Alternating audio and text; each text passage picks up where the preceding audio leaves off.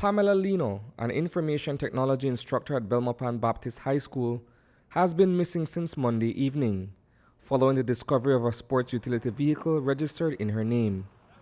The Kia Sportage was headed in the direction of Belize City in the wee early hours of Tuesday, when upon reaching the checkpoint near the Hatterville police station, the driver made a U-turn. That abrupt change in course prompted officers to pursue the vehicle along the George Price Highway towards Belmopan. By the time they rounded the curve near mile 21, the SUV was already engulfed in flames.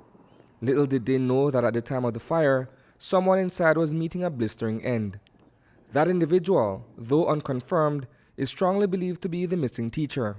At this time, my family, our family, Pamela's family, is coping and with the potential loss of a family member. We are not certain as yet because no positive identification has been made. Despite finding charred skeletal remains of what appears to be a person inside the vehicle, as well as Lina's unexplained disappearance, her loved ones, including colleagues at the secondary school, remain optimistic. That brightness, however, appears to be fading quickly. Well, we have greeted the news with tremendous concern. This is a time of tremendous confusion in many ways. It is out of character for Miss Lino to not be in school. She was very dedicated and committed to her responsibilities here at the Belmopan Baptist High School. We must say that there is a lot of news that is floating out there, and one of the challenges is to remain focused on what is most important. Coming to grips with what may have transpired on Tuesday morning is indeed a challenge in and of itself. Those rumors, however, remain persistent. It is believed that Lina's burnt remains were retrieved from the hulk of the vehicle and that she suffered a cruel end at the hands of someone else who may have been traveling along with her at the time of the incident. At this time, Isani, what I can share with you is, I believe, what has been in the public space last night on news as to what the police has shared with us. The issue is that we have a family member that might be a potential victim of a crime, of a murder, homicide. Like I said, that is not confirmed because, as we understand it, there has been no positive identification. Other than that, their police is continuing its work to search and find evidence at the home, at Pamela's home in Santa Elena. That residence in Hillview area of Santa Elena has reportedly been the subject of much controversy. It is alleged that Lino has been embroiled in a bitter dispute over ownership of the property. Many are of the firmly held opinion that it may have been the cause of her demise. Nonetheless, an investigation by police into the matter remains open. They are continuing their DNA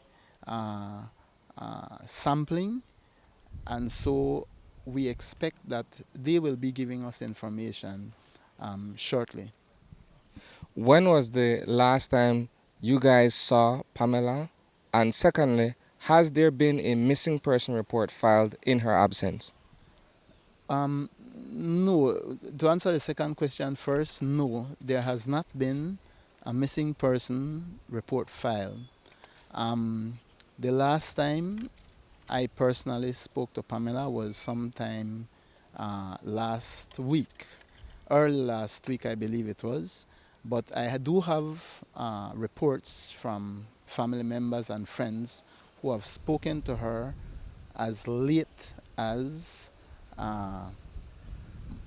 Monday evening at 1 o'clock. In the wake of her disappearance, residents have told News 5 that Lina's home on Oriole Street in Belmopan has been visited by friends and family. Those calls have been fruitless. Inside her homeroom at One Glory, Lina's first form students have eulogized her, despite not knowing the official outcome of the ongoing investigation.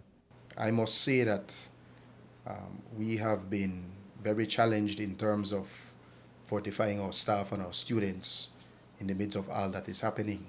One of the conscious efforts that we have made is that we brought in counselors as well as officials from the Ministry of Education through the Belmopan office with Ms. Gwen Nunes Gonzalez.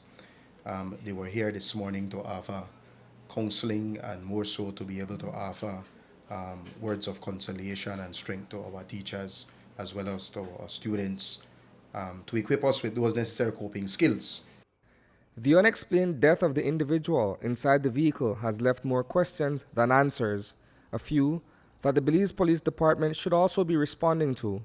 The distance in which the officers gave chase and the location where the vehicle came to a scorching rest is approximately 5 or 6 miles. By the time the pursuing officers came upon the vehicle, which was presumably a short time later, it was consumed by fire. Could it have happened that fast?